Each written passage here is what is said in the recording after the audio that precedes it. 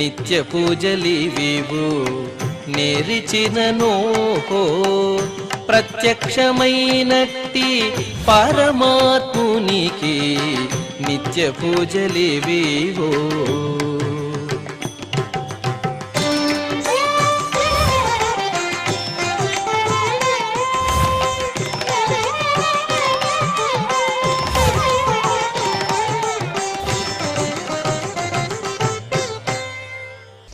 ఓం నమో వెంకటేశాయ. ఈరోజు ఆదివారము, శ్రీ క్రోధినామ సంవత్సరము, దక్షిణాయనము, హేమంత ఋతువు, పుష్యమాసము, శుక్లపక్షము, షష్ఠి తిథి, పూర్వభాద్ర నక్షత్రము, జనవరి 5, 2025.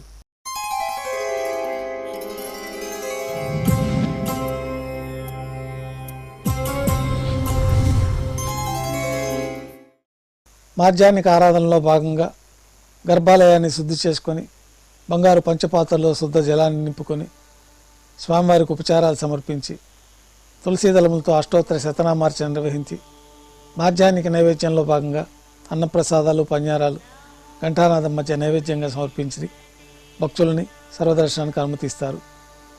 రంగమండపంలో వేంచేసిన ఉభయ దేవేలతో శ్రీ మలయప్ప స్వామివారికి నైవేద్యం పూర్తయిన తర్వాత మేళతాళాలతో ఊరేగింపుగా కళ్యాణ మండపానికి చేరుకుంటారు.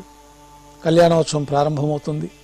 పుణ్యాహవచనము, అంకురార్పణ, రక్షాబంధనము, అగ్నిప్రతిష్ఠ, స్వామివారికి అమ్మవార్లకి కళ్యాణోత్సవం సందర్భంగా నూతన పట్టు వస్త్రాల సమర్పణ, మహాసంకల్ప పఠనం, మాంగళ్యాలకి అభిషేకం, మాంగళ్యాల ఆరాధన పూర్తయిన తర్వాత స్వామివారి తరఫున అమ్మవార్లకి మాంగళ్యాల సమర్పణ, కర్పూర నీరాజనం, విశేషమైన హోమాలతో పూర్ణాహుతి పూర్తయిన తర్వాత మాలా పరివర్తనం అనే కార్యక్రమాన్ని నిర్వహించి ఉభయ దేవేరులను స్వామివారి చెంతకు చేర్చి ఈ సందర్భంగా అక్షతారోపణం అనే వైదిక కార్యక్రమాన్ని నిర్వహించిన తర్వాత మహానైవేద్యంలో భాగంగా అన్నప్రసాదాలు, పన్యారాలు కళ్యాణోత్సవంలో నైవేద్యంగా సమర్పించి తిరిగి కర్పూర నీరాజనంతో కళ్యాణోత్సవం పూర్తి అవుతుంది.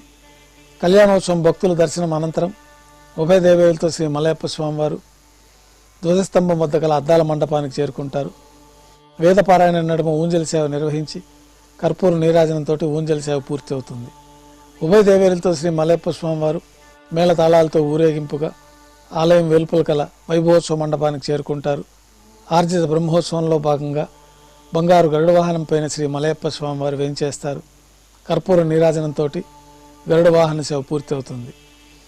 హనుమంత వాహనం పైన శ్రీ మలయప్ప స్వామివారు వేంచేస్తారు. కర్పూర నీరాజనంతో హనుమంత వాహన సేవ పూర్తి అవుతుంది.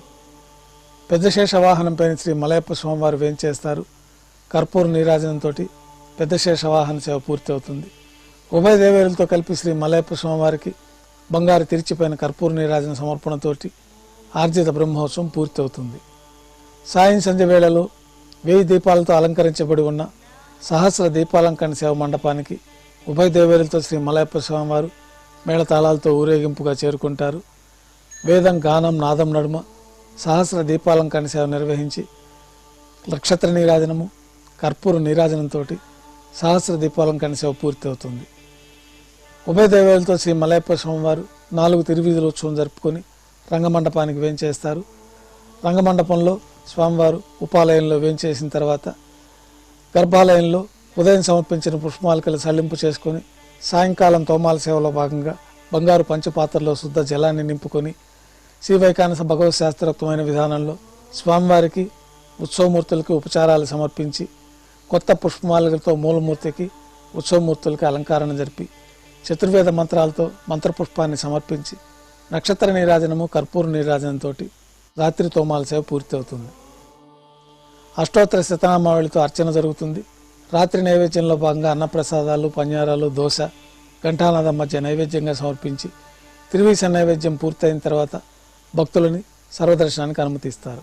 రంగనాయకుల మండపంలో వేంచేసి ఉన్న ఉభయ దేవేలతో శ్రీ మలయప్ప స్వామివారికి సాయంకాలం ఆరాధనా కార్యక్రమాలు పూర్తయిన తర్వాత పెద్ద శేషవాహనం పైన వేంచేస్తారు. సేనాధిపతి వారు మరొక సింహాసనం పైన వేంచేస్తారు. భాష్యకారులు వేంచేసిన తర్వాత స్వామివారికి ప్రబంధ సేవాకాలాన్ని నిర్వహించి సేనాధిపతి వారికి పరివిట్టము, మాలా సమర్పణ, భాష్యకారుల వారికి పరివిట్టము, మాలా సమర్పణ, స్థాన బహుమానపూర్వకంగా శటారి సాయించిన తర్వాత నైవేద్యం పూర్తయిన తర్వాత స్థాన బహుమానపూర్వకంగా ఆస్థానం జరిగి అధ్యయనోత్సవం కర్పూర నీరాజనంతో పూర్తవుతుంది.